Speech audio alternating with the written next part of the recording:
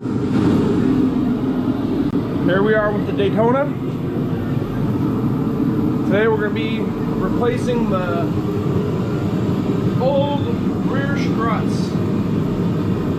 Well, shocks. Rear shocks on the Chrysler Daytona.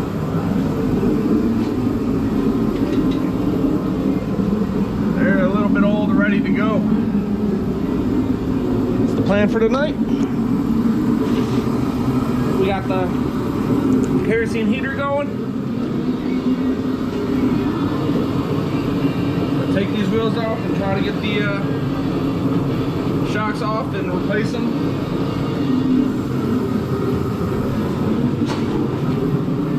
We'll be replacing them with some brand new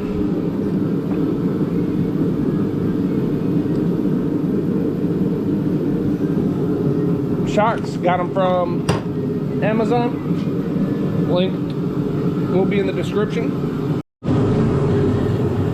Taking these wheels off, going to be using our electric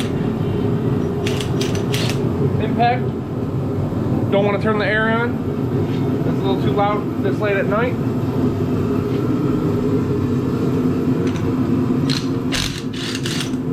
No issues. Easily taken off.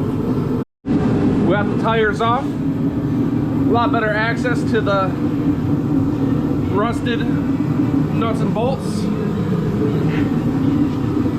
Well, we got some something for that. Pull out the PB Blaster.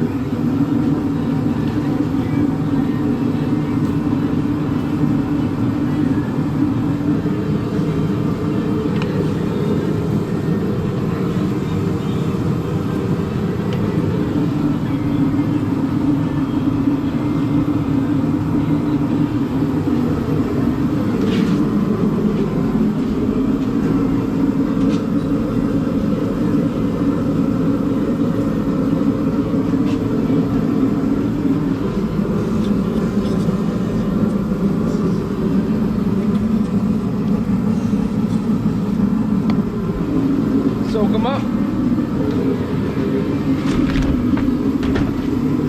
Let that soak in, and then we're gonna take out those bolts and see if we can put the shocks in. Alright, so the sizes on these nuts and bolts are 15.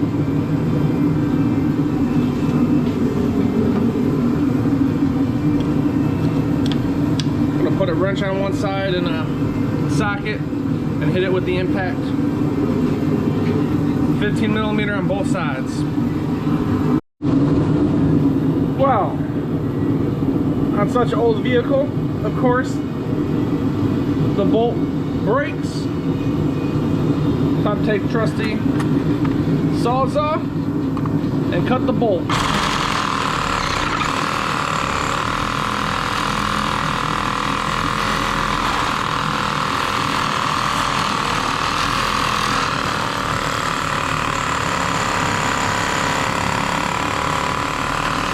One way or another.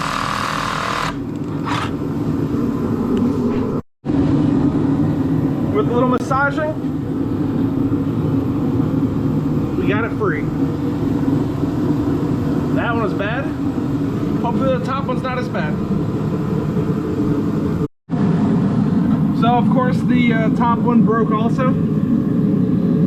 Now, what I'm doing is I heated up the rubber, I melted the rubber and cut the rubber and got the strut off, or the shock off. And now I'm taking a chisel and opening up the collar so I can separate that collar, get it off, and get that bolt, rest of that bolt out of there. Now I'll be able to put new bolts in and put the new shock on. Alright, so we separated this sleeve and we're able to get access to the nut to get off.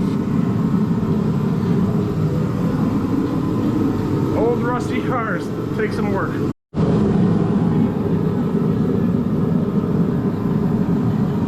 Got the new shock